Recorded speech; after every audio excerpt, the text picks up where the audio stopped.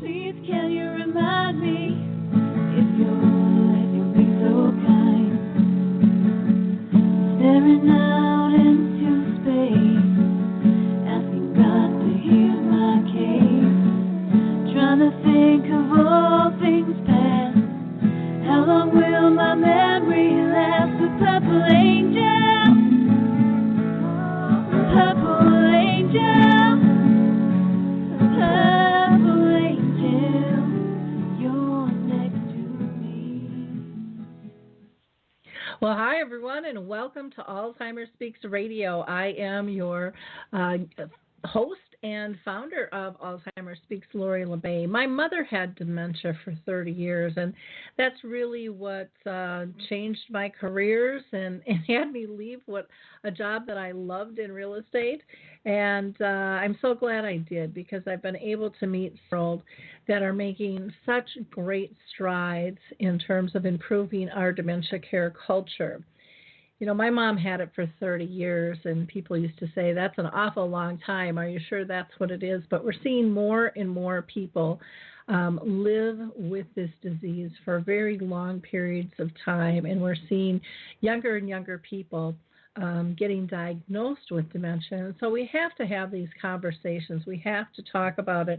And that's what Alzheimer's Speaks is about, is trying to provide multiple platforms through the radio show, through our blog, through our YouTube channel, our websites, the speaking and training that we do, the dementia chats where I facilitate conversations with those diagnosed so that they can tell us what they want the world to look like, how they want people to interact with them, what type of services they truly need. We also have ended up being not only an advocacy-based company, but kind of a media outlet for dementia, which has been really fun to help raise the voices of those that have services, products, and tools that can help people and let people better connect in a little easier fashion than what my family had to deal with. And then there's you, our audience. Now, today we're going to be doing open mic, so I encourage anybody to call in that wants to talk about dementia or caregiving. Any type of dementia is game.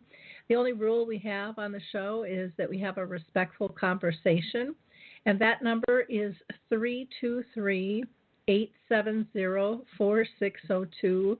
That's 323-870-4602. And we'd love to hear from you. We invite everyone, if you are diagnosed or maybe you are wondering if you have dementia, maybe you're sensing some things are changing in your world. We'd love to hear from you. If you're a family member, business professional, an author, movie director, singer-songwriter, an advocate, a researcher, pick up the phone and just call 323-870-4602. And when you visit our page, I hope that you'll continue to like and click and share, because pushing this information out to others in your sphere is really helpful, because so many people don't know where to go to get information. And we are here at the ready to help. Our main website is alzheimerspeaks.com, and that's where you can connect with all of our initiatives and projects and information if you're looking for keynoters or training or consulting in this area. I would be more than glad to talk to you, or you can reach out to me directly as well at Lori at alzheimerspeaks.com, and Lori is Lori at Alzheimer's plural speaks plural.com. Now, before we get chatting today with people calling in, I'm just going to throw some shout outs to some organizations that I just adore. And one of them that is high on my list is Calendar Cards. Dave there has developed not only a wonderful product to help people through a memory system that he's created, help those diagnosed continue to manage their life on a daily basis. But he's also put together a directory for memory cafes, which is a wonderful, wonderful source for us all to be able to have. And I really appreciate his work and what he has done. And you can find memory cafes all over the U.S., and he's starting to develop these also in other countries. at memorycafedirectory.com, or maybe you have a memory cafe and you would like to get yours listed. Dave would be more than glad to have you join, which is free, and he'll just get you signed up taking the information. I'm going to give a shout out to a couple other companies, and I see the lines are starting to beep up here, so that's wonderful. I want to mention a Dementia Action Alliance's conference that they're having June 20th through the 22nd, and that's going to be at Westin Buckhead Hotel in Atlanta, Georgia. And this is a fabulous conference that features many speakers with dementia, and they really are helping to reimagine what life with dementia can look like. So check them out at DAANOW, that's NOW.org, DAANOW.org for more information on their conference.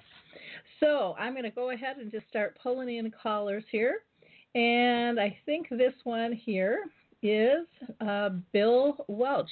Bill, how are you doing today? I'm doing just fine, Lori. Nice to hear your voice. Well, I'm so glad that you called in. Now, Bill, I'm very familiar with Bill. He comes to our Memory Cafe, and he's also part of our Roseville AD group, which is our Roseville Dementia Friendly group, and our long name is Roseville Alzheimer's and Dementia Community Action Team. And so he's very, very active in the community. And Bill is a retired allergist, and he has written a book called Retaining the Mind, How Foods We Eat Can Affect Our Brain. And Bill, if you want to tell people a little bit about your story of your own symptoms and what you did, and then I'll pull in someone else right after you. Okay? Okay, happy to. I have, unfortunately, Alzheimer's myself. I had noticed it coming on, probably noticed it particularly in about 2012 or so, that I was starting to have trouble with talking. And by 2015, it got to the point that I was having trouble speaking. I had to continually search for my mind for the words that I was saying. And I also ran into a problem that I think is kind of characteristic of many people with Alzheimer's, and that's that you can't really speak in long sentences, because by the time I got to the middle of that sentence, I'd forgotten how I start the sentence. So I became the master of the very short sentence, how are you today, and isn't the weather nice, or something like that, something that did not require me to speak for a long period of time. But one thing that people who take care of people with dementia notice about their people that they take care of is that it's very hard for these people who are affected to know that they're affected by dementia, and that was so with me, because although I was having these problems, I never got to the point of saying, hey, I've got dementia, until it was just struck me like just terrible, like a bolt out of the blue. And although it shouldn't have been, because what happened was something I should have anticipated. I joined the board of the Ramsey County Library, and I was the chair of committee there, the program committee. And programs committee had a luncheon, and it was in spring, in April. And we had a speaker, and the speaker would talk usually about things in spring, like gardening or something. And all I had to do was just introduce her, just say, this is Bonnie. I like Bonnie. I've known her. I've been to her talking, and she's very interesting, and she writes a column for the paper, and then sit down and let her talk. Well, I knew I was having trouble with my talking, so I thought, well, I'm going to memorize this, because I couldn't just say it like I'm saying it now. And so I wrote it down on a slip of paper, and I couldn't memorize it. It was just a short little introduction. I couldn't memorize it. And I thought, boy, that's odd. So I said, I'll write it down, and I'm just going to stand up and read it. And so when the time came, there was about 80 people, all dressed in really nice clothes, because this was a nice luncheon put on by the library. And I stood up and introduced the speaker and held up the sheet of paper, and I couldn't read it. It had made absolutely no sense to me. I had to sit down, and she had to introduce herself. And at that time, I realized, oh, Bill, you're really going, and you're going fast. You've got to change this and turn it around. And that's when I did so. I actually had one advantage in my that others did not have, because I had spent 40 years in treating people who had food problems, and they would come to me if the food problem was unknown and somebody had to figure out what it's due to. And during that time, I had many migraine patients, and whenever I had a migraine patient, I talked to them and asked them what sets off your migraine. And they would tell me, and I would put it down on a paper, and then I would the next patient would come in, I'd say, well, ask them the same thing, and then tell them also about this other thing that they should avoid. And pretty soon it got to the point where I really had a whole diet put together, and it worked fabulously. My migraine, I was able to control migraine in 8 out of 10 patients I saw.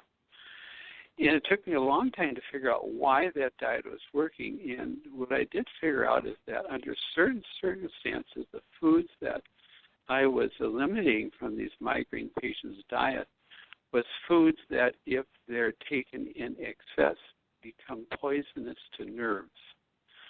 And what was happening is that the nerves that travel in the head, they travel right close to arteries, and the arteries pounded right beside them. And so the arteries would pound, and as long as the nerve was undamaged, there was no problem. There's no problem with that, no pain or anything. But once the nerve became damaged, then the throbbing caused the throbbing of the headache. And if you took away the foods in the diet that caused the pain or caused the damage to the arteries, then the migraine stopped. And that's when I knew I had to go back to that migraine diet and follow it closely, because I had to take those foods out of my diet that were as not only causing my migraine patients damaged nerves, but was damaging my own self. Unfortunately, it was somewhere, and I didn't get it early enough, and I still have trouble with some things that I know. I can't remember parts of what happened to me during that time. So I didn't escape entirely, but I escaped enough so that, thank God, that I had the ability to know about this diet and know what to do with it. Wonderful. And that's my story. Well, that's great. And again, Bill's book is called Retaining the Mind, How the Foods We Eat Can Affect Our Brain.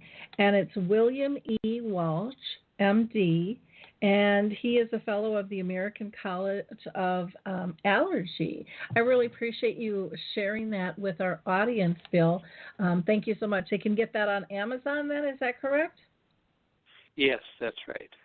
That's right. Wonderful. And I enjoy the opportunity to tell people about it, because you can have a hopeless feeling about dementia, but it's not necessarily. If you know what's going on, you can reverse the darn thing like I did.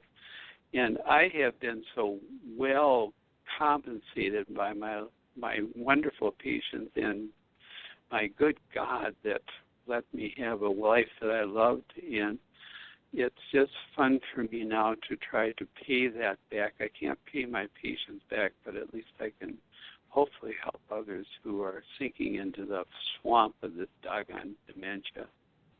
Well, great. Thank you for sharing your story, Bill. I'm going to go on to I'm going to pull somebody in here with a 6015 number at the end, and we'll see who is here. Welcome to Alzheimer Speaks Radio. Who am I speaking with? You have the end of your number is 6015. Did you call in and want to say something? It looks like they might have put themselves on hold. Okay, we'll go on to another one then. I've got somebody from a 201 extension. 201 extension. Did you want to chime in here on Alzheimer Speaks? Hi, Lori. this could be me. This is Nancy Connor from Smart Adaptive Clothing. Oh, hi, Nancy. How you doing? So glad I you am called terrific. in. Me too. I didn't want to miss it. How are you? How is everyone? Oh, doing good, doing good. It's always nice to hear from people. I met Nancy out at a conference when I was out east, and she has a really neat company called, is it a Smart Adaptive Clothing? Is that what it's called, Nancy? Yes, ma'am. You nailed it. Okay, okay. Well, why don't you tell people a little bit about what you're doing and how you got involved in dementia? Okay, great. Thanks, Lori. So, the Smart Adaptive Clothing, I founded that to help folks who struggle with dressing, whether it's dressing themselves or dressing another, and that could be anyone with Alzheimer's, dementia, arthritis, Parkinson, ALS, MS, and much more. And I started this company. I saw the problem with my father, and my father had Alzheimer's and dementia.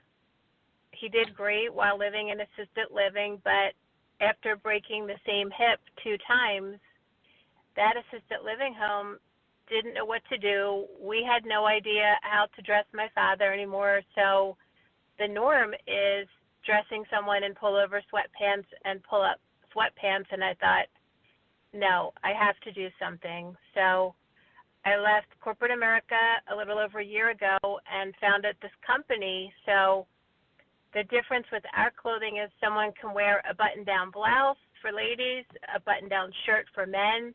The buttons are on the front placket and cuffs, so it looks, I'm doing air quotes, looks traditional. But we use Velcro to fasten and unfasten, so it's quick, it's easy, it gives someone independence, keep your dignity, sense of self, save time and frustration, and it's a game changer. So it's just amazing, and I had many other family members, aunts, uncles, grandparents, great aunts who also had Alzheimer's. So the gentleman who was on before me, I have to get his book and, stay healthy, self-care. Yeah, Bill's book, again, is called Retaining the Mind, How Foods We Eat Affect Our Brain, and it's a wonderful book. People really, really resonate with it a lot, and so that's fantastic to be able to see there. And I love the work that you're doing and how you got involved instead of just kind of going, oh, woe is me. You jumped in and figured out a way to make the world a better place. And that's, I don't know, to me, that's what it's all about, is us working together and trying to figure this out. Now, we met, it was probably just about a year ago, I want to say, when I was out east, and I'm heading out there again in April. So that'll be fun. I don't know if I'll see you at any of those events or not, but I'll be heading out to, I'm going to just look up where all I'm going. Please do. I'd love to. Let's see. I am going to be out with, where am I going? I'm going to be out with Harmony Village at Care One for a screening of the film A Timeless Love. That used to be the His Neighbor Phil film. And then I'm going to United Methodist Communities at the Shores in New Jersey, and we're going to be doing a couple of screenings of the film and then a couple of educational programs out there on April 10th and April 11th. So if you're in the area, I'd love to see you. That'd be fun if you can swing out. Oh, absolutely. Swing out that way. Yeah. Well, good. Well, I'm so glad you called in. Yeah. Thanks for sharing. And do you want to give people a website they can go to if they're looking for some adaptive clothing? Oh, sure. Thank you. So my website is smartadaptiveclothing.com. And if you like, you could follow us on Instagram and Facebook, and it's the same address at Smart Adaptive Clothing. Easy to remember. And I have something really exciting, if I may. Oh, sure. Oh, my gosh, this is so big. So last Wednesday, I just started what's called the Philadelphia Fashion Incubator, and it's a 1-year residency program learning how to launch a successful fashion brand, because my background is sales and marketing management. So this is big. It's a 1-year program, a startup program for mentorship, networking, and, learning all about different needs for adaptive. So the world will change very much so within 1 year. So look out, world. Oh, wow. That is very exciting. I can imagine you're just bubbling with joy over that. You've taken some major steps to invest in yourself and in your company, and I think that is so wise. A lot of times people will just jump in like I did, and just flounder through things. But you're being very proactive from the get-go in terms of building yourself and getting those good foundation blocks underneath you. So congratulations for that. That's very, very, very fun. I appreciate you sharing with us, Nancy. And I hope to see you when I'm out east in April. I will make that happen. And this is funny, Lori. I'm literally in the parking lot at a skilled nursing because I have a networking event after this, and I had to get here early so I could make the call. Thank you for your support, and I will absolutely try and connect in April. Okay, sounds good. Take care, Nancy. Bye now. You too. I'm gonna go back to there's a 651 number here. I tried to pull you in earlier. Sometimes people just are on to listen, and that's perfectly fine. But if you want to make a comment, now is your time. I think that might be me, Lori. It is. And who do we have with us today? Well, it's another Lori, and it's the Lori you were with last night. Aha. This is Lori Schultz. Wonderful. How are you doing today? Are you feeling a little better? Because yesterday you weren't feeling so good. Yes, I am. And thank you again for last night. For those of you listening, Lori was at the community that I represent, Gable Pines in Vadnais Heights, Minnesota, with a screening of A Timeless Love. And what an excellent movie. Just so appropriate for so many people. And we enjoyed it thoroughly. We had, members of the outside community here that, the response has been really good. But the thing that was kind of surprising to us was the amount of our own residents that were not only there, but that were so touched and deeply, deeply touched. And their responses yet even today have been great. So thank you so much for being here. It was awesome. Well, thank you for having me out. For those of you that aren't familiar with Gable Pines, you want to tell people where you're located and a little bit about what you're doing. I was just so impressed when I went to visit, but I'll let Lori kind of give you the rundown here first of their community. Well, thank you. Yes, Gable Pines is Vadnais Heights, Minnesota, so we are just north of St. Paul.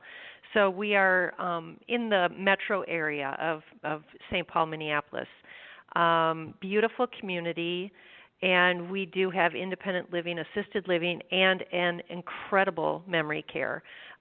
It's a memory care that I can be very proud to represent, and we so appreciate, Lori's input into what we've got, and part of that input is that we've put together a 3-month dementia education series, and Lori's going to be part of quite a bit of that with the film, which we'll be showing. We showed last night, and then we've got 2 more showings, once in April 6th, and again in May 10th.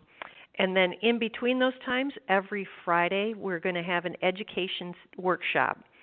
And Lori will be taking, I think it's 4 or 5 of those workshops, and presenting your wisdom to not only our residents and families, but the outside community. So, this is just an open invitation to anybody in the St. Paul, Minneapolis metro area to please come and be part of this.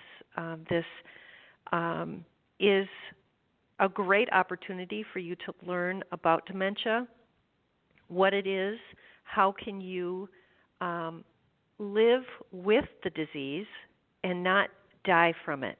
There's a big difference there, and that's something that we want to really spotlight, in that you can live and you can have a good life and you can have relationship.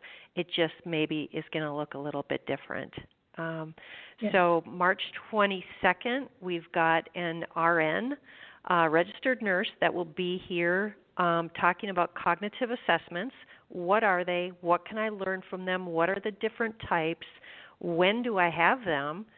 I think that that's going to be really a good kind of a foundation piece. And then the following week, March 29th, we are talking about PT and OT, physical therapy and occupational therapy. How can these therapies support somebody that has dementia? What can they do? Everything from walking to how you transfer to how you're seated. All of those things can be approached with a therapy and can really help support that person. And then April 6th, again, we'll have a screening of the film, along with Lori leading a talk back.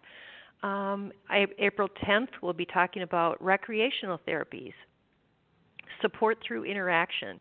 And we've done a wonderful job here at Gable Pines with having interactive areas that can help support somebody with dementia. And what that looks like is maybe a housekeeper's or a homemaker's area. And it's like maybe from the outside you look at it like, well, that's kind of silly, a baking area or a nursery area.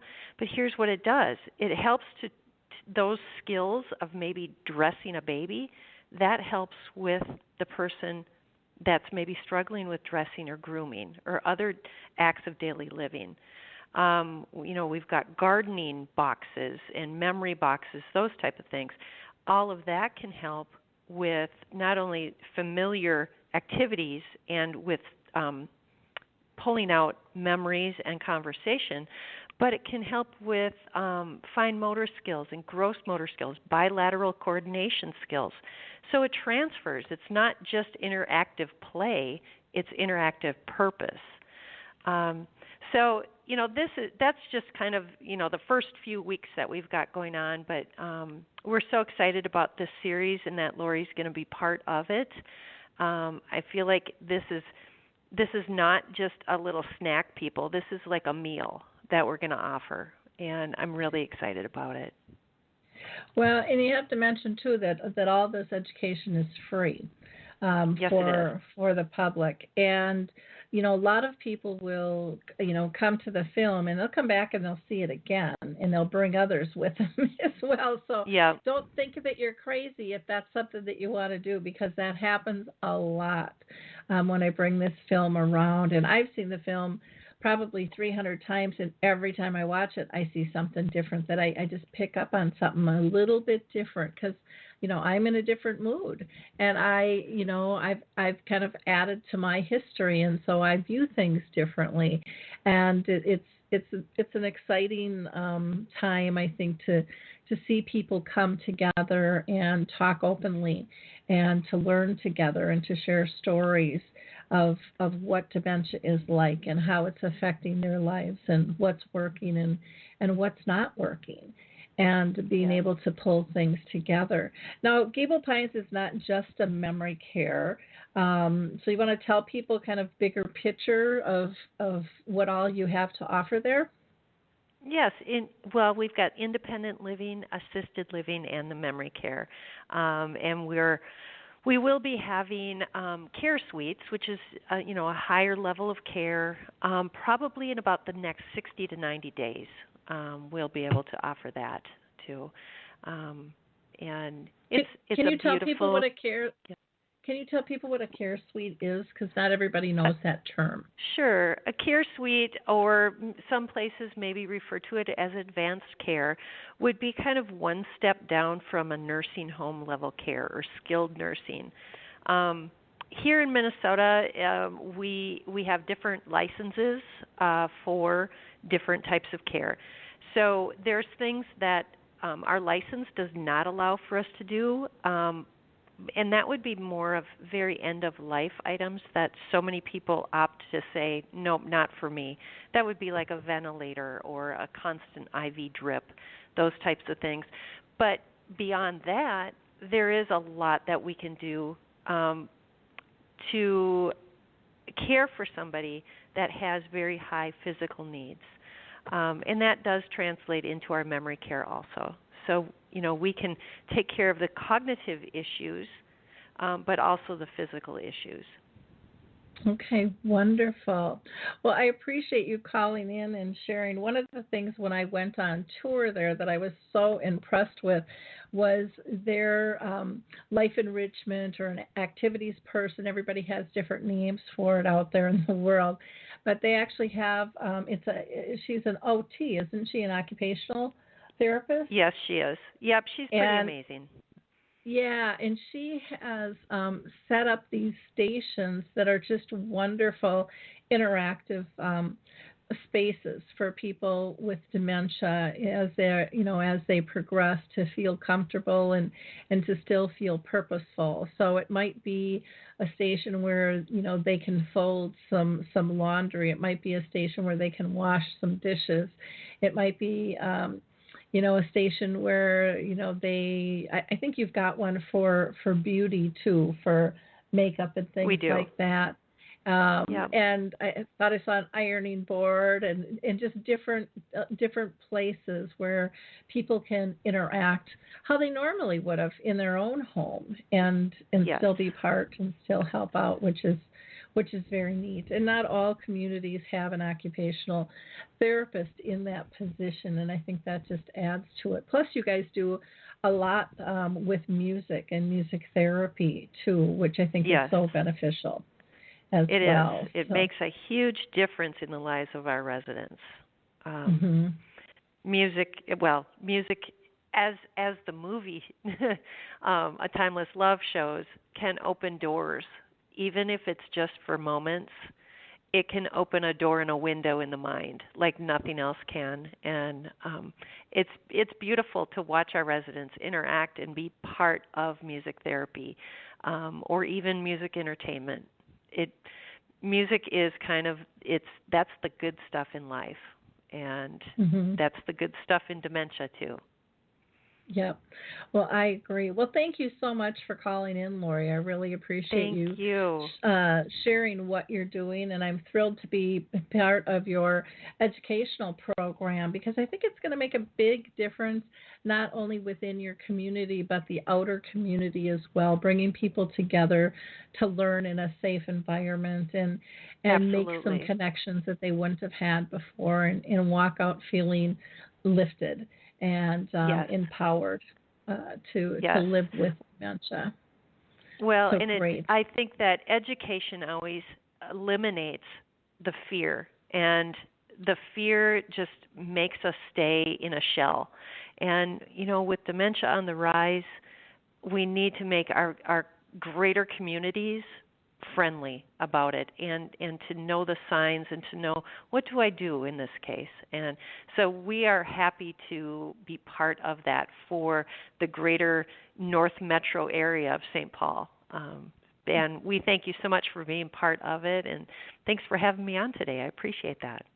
Yeah, well, I'm glad you were able to call in, Lori. Thank you so much. That's Lori Schultz with Gable Pines in Venice Heights, Minnesota. And why don't you give people the website, too? Are the educational programs listed on your website by chance? Yeah, actually, they are going on today. I had to have our site manager do them. Yes, it will be on later today, gablepines.com. Okay, that's nice and easy. And I've got them listed on my site as well, Alzheimer Speaks. Okay. So, again, thank you so much. Thank you. Thank you. I also wanted to just give a shout out to some prior shows that we've had, and we've had quite a bit of interest in them. But in case you missed them, we had Montevideo Hospital on talking about their memory care clinic, and it was fascinating. They've actually been doing this, having this clinic for several years, and they've really tweaked it. And it's something, especially if you're in a rural area, I know a lot of times they're struggling to get information out. It would be a great show to listen to, and Gretchen Reeves there is more than open to talking to anybody and sharing what they've learned and how they do what they do.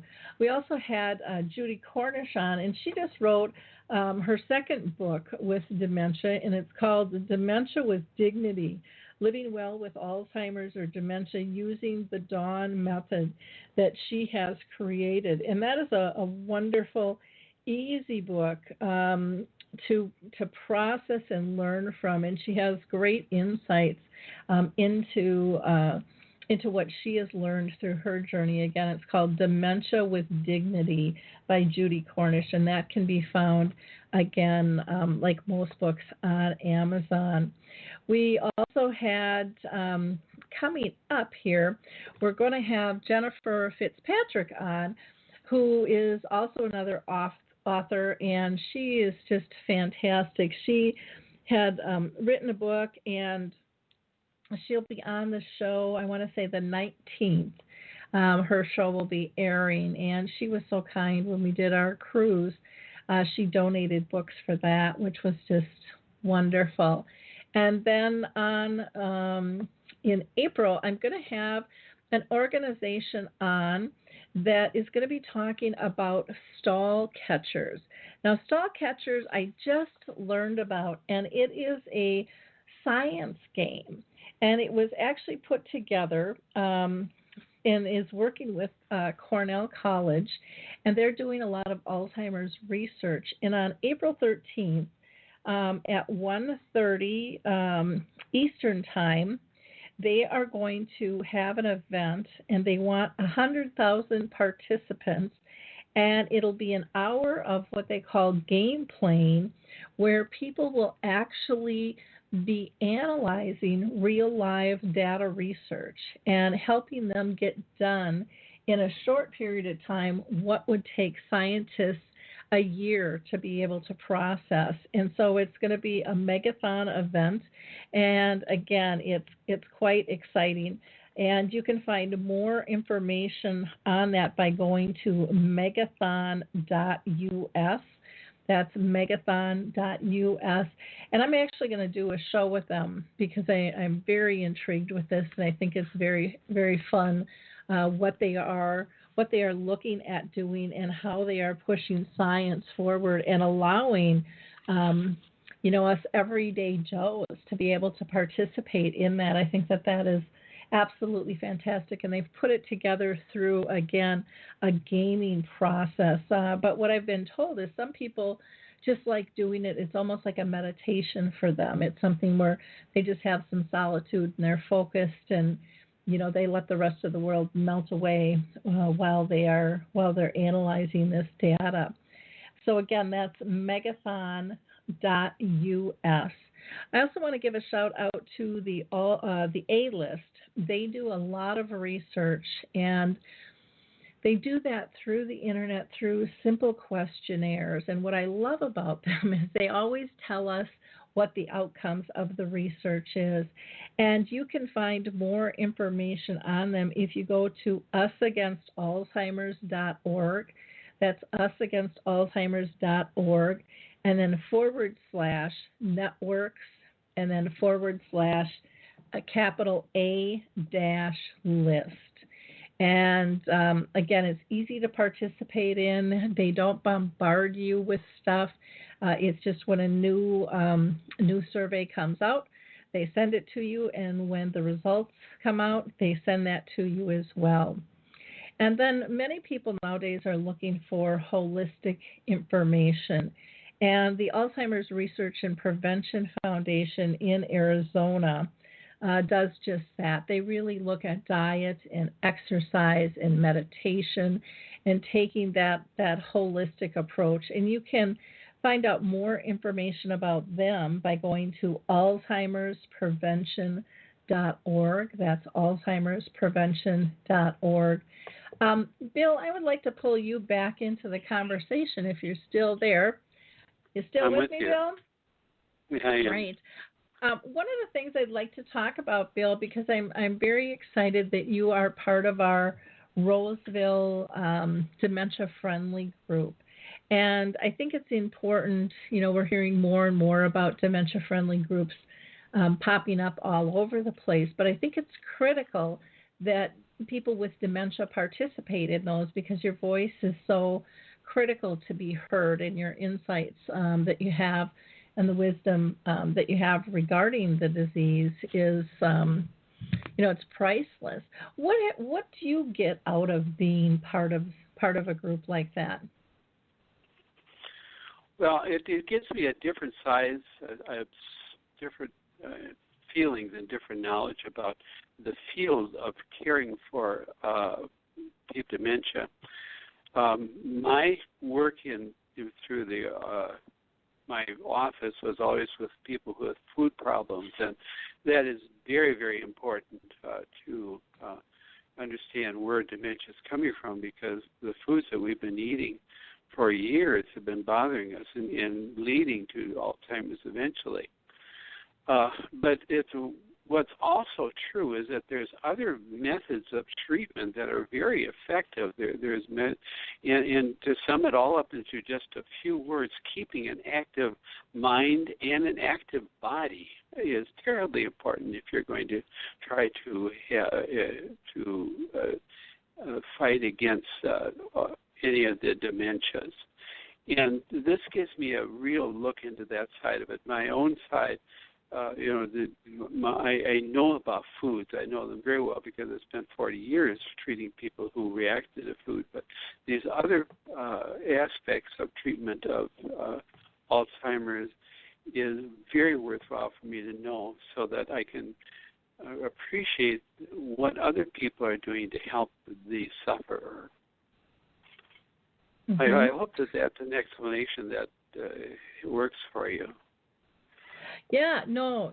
I think it's so important for people to understand what they can get out by participating, in these types of groups, because I think it just gives us all an expanded knowledge base. No matter how we slice the bread, it's important for us all to look at things a little bit closer and to really, look at how can we help one another here, and what can we do, what can we learn, how do we expand not only our message but others' messages, because everything I do or you do isn't going to be everyone's cup of tea, but people need those resources to be able to go on and to feel part and to feel hopeful and connected, I think.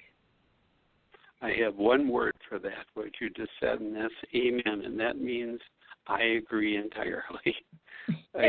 So much I agree with. And that's so important for me, whose mind is really wrapped up in the food part of it, and to see that other aspects are very important, and people in those other who are working in this other aspect, whether it's mental exercise, whether it's physical exercise, they're contributing their part too, and it's exceedingly valuable. I would suppose that if you were just perfect on food and yet did not exercise your mind or your body, that maybe it wouldn't work. And you're right, some people will take some information and follow it, some people will take others, and whatever they take, there's roads that they can take that'll help themselves. And I know that for me, I have to be exceedingly strict on the diet, but there's a lot of people who just won't be that way. And if it only matters if you have severe Alzheimer's like I have. I have really severe Alzheimer's. My family has Alzheimer's. My brothers and sisters have Alzheimer's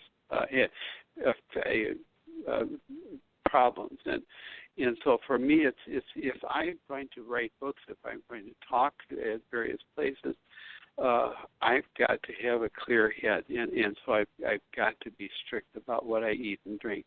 But that's not everybody's going to be like that, and so they're going to need help from other people in other professions. Yeah, it's one of those things that we all kind of take things in a little bit different, and that's perfectly fine, But the important thing is to get that information out there, and that's one of the things that, and I haven't mentioned this too much in our Rosefield group, but it's something that I do want to bring up in our next meeting. Is I've been working with a company that's developed a dementia resource directory called Care to Plan. And I'm really excited about it because it allows big and small companies and all different types of services, products, and tools to be part of this so that the public can have access to it all. And they can, help search for information, even if they're on the other side of the world, because they'll be able to do geo searches, if it needs to be community oriented, or if they're just looking for great information.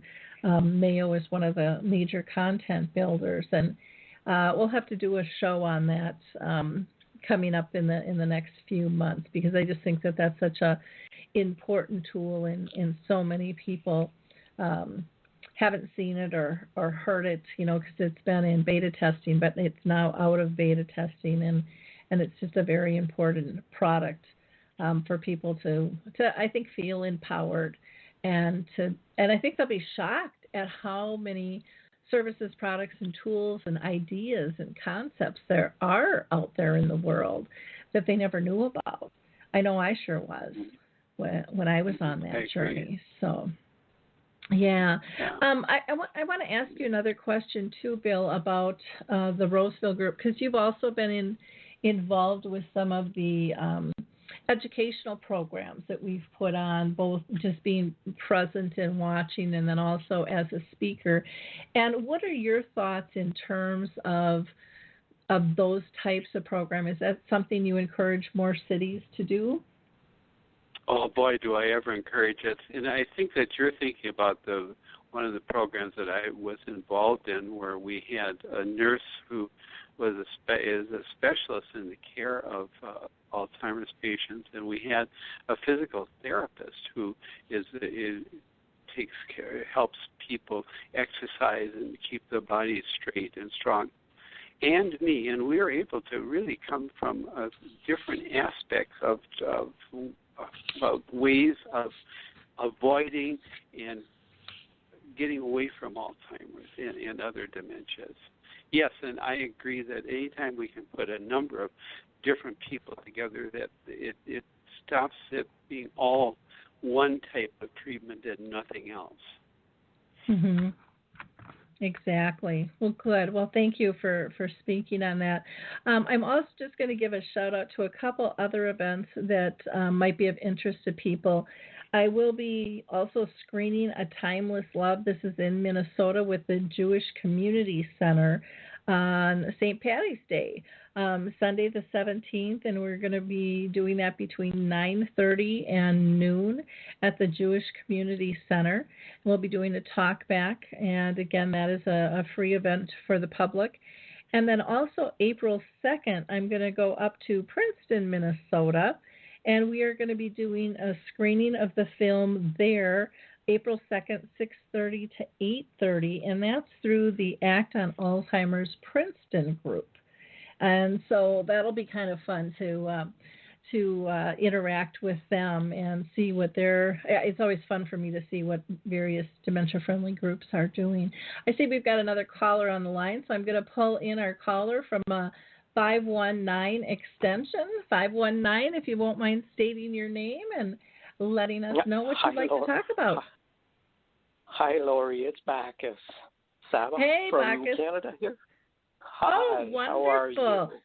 I'm doing good. I'm doing good. I just listened to your new song, and it is fabulous. Bacchus is a songwriter, and he has just put out a lot of amazing songs regarding caregiving and the journey with dementia. So I don't know if that's specifically why you're calling today, but I definitely want you to talk about that, if you don't mind. Yes, I guess we, as artists, writing books and all that, we kind of chronicle our journey. I do it through songs. I just don't have probably the patience to write a whole book on my journey, but I have been doing it through songs. So it's like about 6-7 songs over. My mom's been in long-term care since 2011 now. So it's been that long. And I've probably got about 6-7 songs, I think. Just can't keep track. But this last one's kind of really close. All That Matters is a song, and it's co-written with Charlie Lambert, who's singing and playing the piano on there, and Lisa Raffoul. So it's been probably in the works for about 2 years now.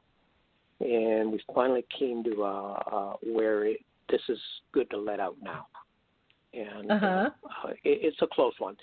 I think the big thing when I was writing it is when I visit Mom, and I go there every day, and the last 4 years it's been morning and in the evening. She does have dementia going and Alzheimer's, all of that. But going there twice a day, I always want to make sure that when she wakes up, she's going to see me. And when she goes to bed, she sees me also. So I usually spend probably about 3 to 4 hours a day with her. Wow. And that's been going on. Yeah, that's been going on since she took her falls there about 4 years ago. And she's in a wheelchair. So I thought, you step it up a little bit more. I'm a little stubborn that way. So, but anyway, as far as the song, yeah, you get a little stubborn. I don't know, you set everything aside, and that becomes the most important thing in your life. As far as the song, it came to me when you're kind of in the home. I want to get her off the floor, so I wheel her around in a wheelchair, and we go to the old section. But it's a big facility. And in those travels, there's a lot of thoughts that go on in your mind. And one of them is when I was a little kid, and everybody, who is that one person there holding your hand when they let you go and you take those first steps? It's usually your mom or dad. So that's the way this song started out. And you're probably this way too. If you've got your daughter or your son, you always think of the grandkids then. And usually the daughter and son bring them to you, and there you are, you're holding them, but you have to let them go also, back to the parents. So it started all that way, and then with the chorus, which is really touching, all that we take with us really are our memories, and that's what we leave behind, and that's what we take with us. Nothing else really matters. So that's what the song was all about. And then the third verse, I got stuck on it, and Charlie helped on that. He wrote the music. And on that third verse, you also have to let go. And as a caregiver, you think about that time when you're going to lose your loved one too. And you have to let go then too. As you know, your mom, you've gone through it with your mom. Yeah. You hold their hands, and that last final hours, you have to let them go too. And that's very difficult. I can't imagine what that's going to be like, but you're going to have to live through that. Yeah. But anyway, that's what that song's all about. And it's hard. You've been through it all, Lori. I know because I followed your journey, and it's very similar. Yeah, it's amazing. It's been 5 years last month, the end of last month, since Mom passed. And when I was listening to your song, it just brought all that back, and Oh, yet yeah. it's such a privilege to be walking on this journey, knowing that you've supported somebody the best you could. And knowing that you weren't always perfect about it, but you know what, life wasn't perfect before dementia hit either. But Yeah. Knowing that you were there and you tried your best. That can bring us a lot of comfort if we're willing to just open up. That we just did the best we could in the moment that we had, and it wasn't perfect, but life isn't perfect, and it's about. It's just about being there next time then, and for you and your dedication of seeing your mom every single day. And, when you were saying you wanted her to, wake up with you there and go to sleep with you there, just the intention of that comfort that you're giving her is just, pretty rare, Bacchus. I hope you know how amazing you are caring for your mom. Well, the hard part is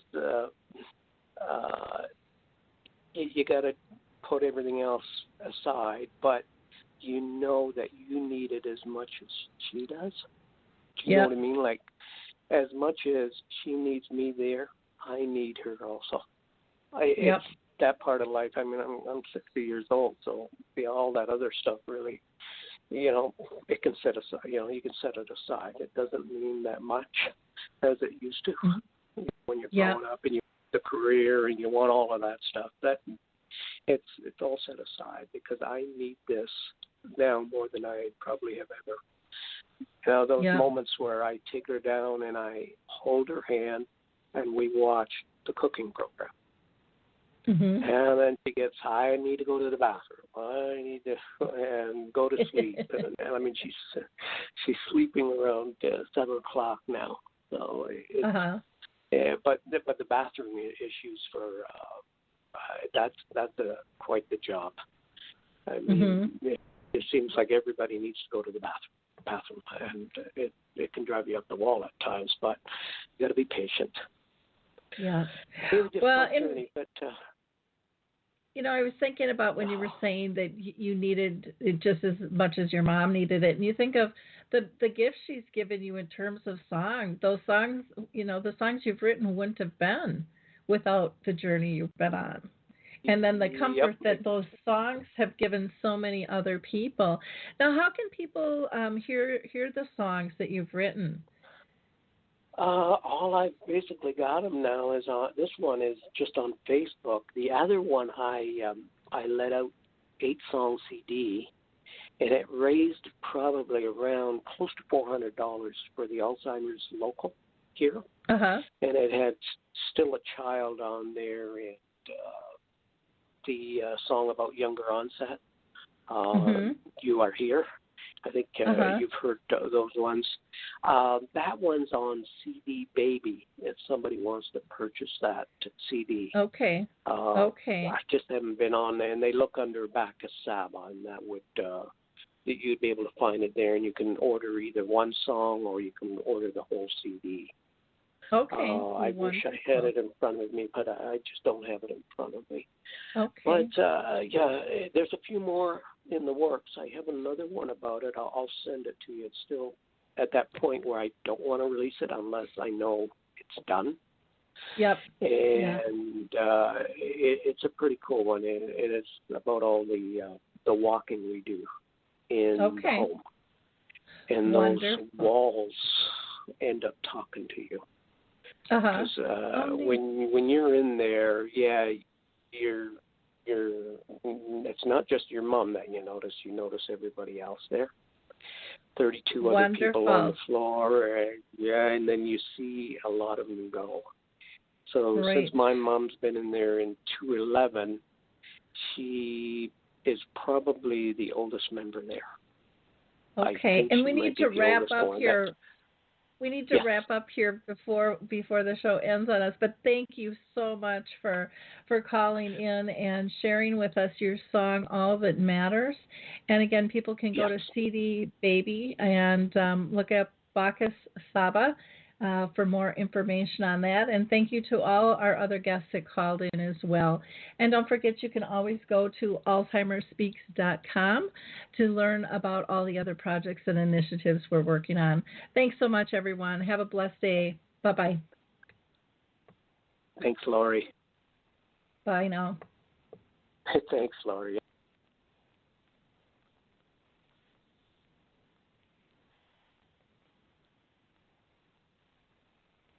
It's time to rethink, renew, and reimagine retirement. Hey everybody, Jared Sebesta here, host of Retire Repurposed.